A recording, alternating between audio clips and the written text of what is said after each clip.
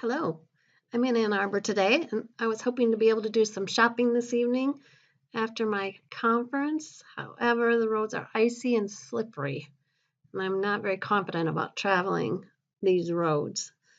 So I guess I'll stay put. Hope you are safe and well. I hear a storm is coming. Sorry.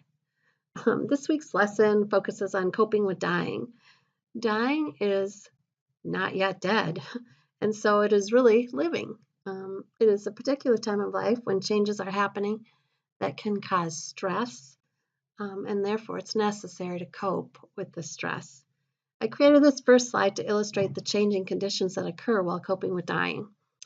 Although the destination, the hopeful destination, might be wellness, the emphasis is not on the destination during this stage, but more on dealing with the changing situations. At times during the process, then, it might be like driving along a peaceful, gently sloping road. There might be time to create goals, to write funeral plans.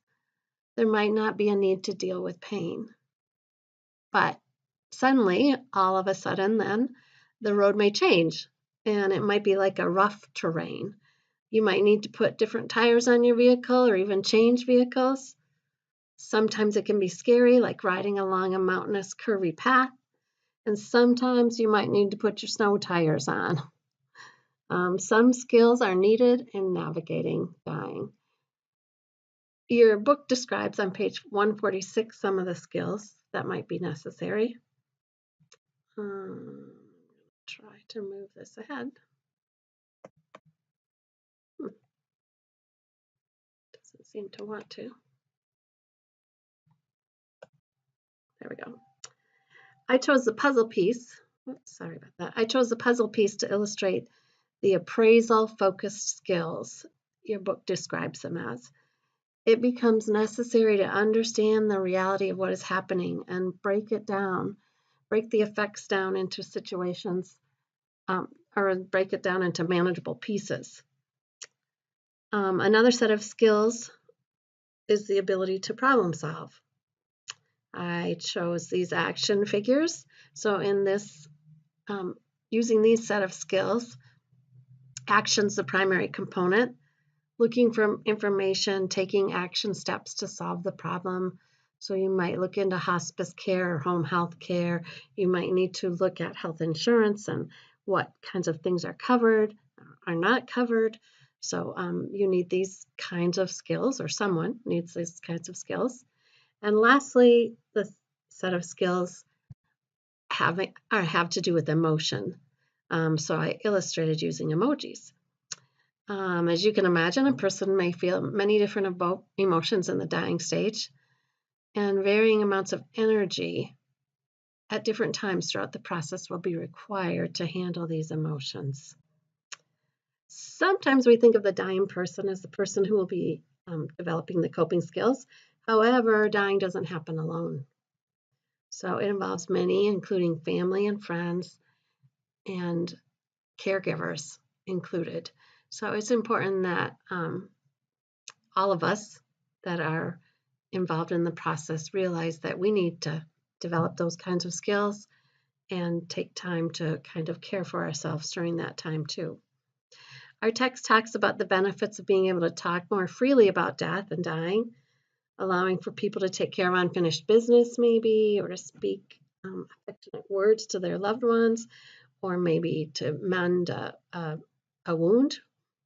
But sometimes people are unaware that they are dying, while others know. I illustrated that with the person with the blindfold. In some cultures, it's considered rude or inappropriate, not nice to talk about someone's dying. Sometimes we do that with children in our culture. We don't want to talk about that, so we don't let them in on everything. The raised eyebrow pic to the right of that represents the dying person's beginning awareness. They're beginning to become suspicious, usually because of their physical conditions. And the elephant in the room pic on the bottom left represents the mutual pretense, where everyone knows the patient is dying but doesn't acknowledge it. I think we kind of live in that space a lot.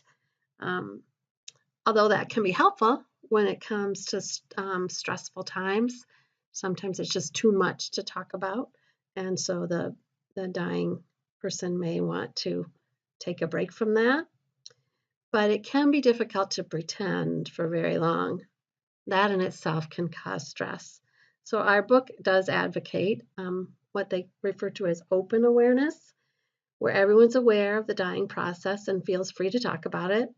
However, I chose the clock um, as an illustration because you really can't have those conversations 24 hours a day, because remember, the person's dying but also living, so much of their time is spent talking about life, but some portion of the day may be you might spend talking about dying. One of the most well-known models for coping with dying or grief is the Elizabeth, sometimes we call it her last name, Kubler-Ross's model, which describes the 5 stages of grief. And in your book, you can see them. Oh, let's see, I didn't write them on here, I guess. On page 152, denial, anger, bargaining, depression, and acceptance. Certainly, it does describe well many of the emotional aspects that people go through, but the biggest criticism, and I think we've talked about this before, is that its stage component, insinuating that people go through the stages in some sort of timeline, which is why I chose the timeline, and also maybe insinuating that everyone's the same. So more recently, a different model suggests that there are different tasks involved in coping with dying, and I represented that by the divided circle. Traveling around the circle, you might go around and around from one task to another and back again.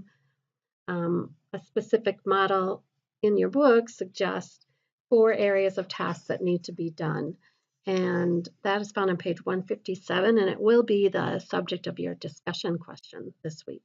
So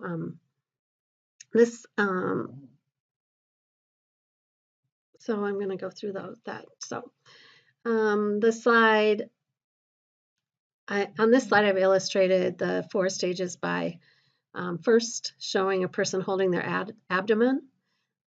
This represents the physical area.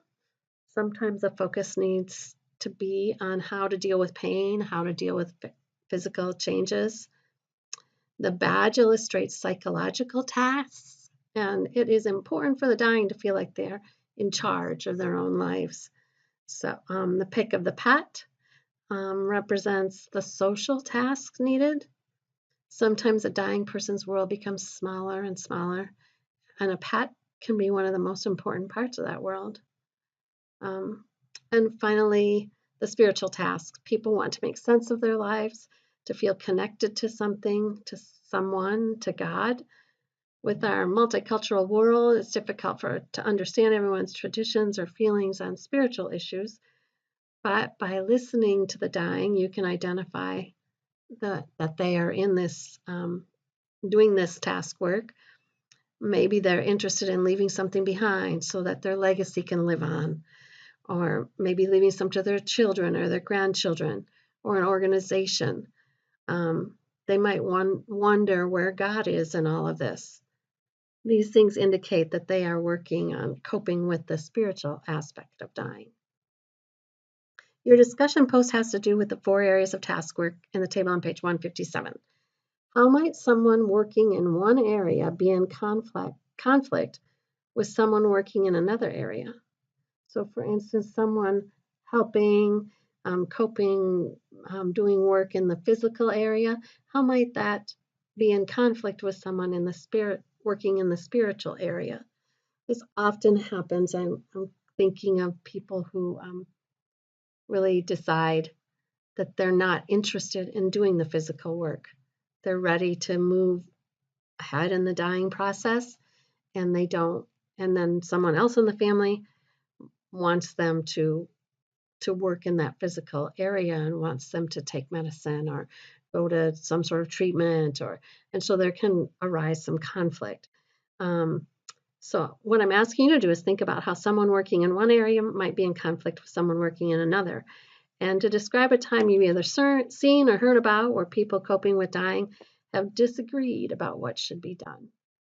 So that's your discussion question, and I will make that available here in just a few minutes. I hope you have a good day, and I'll see you next week. Thanks. Bye-bye.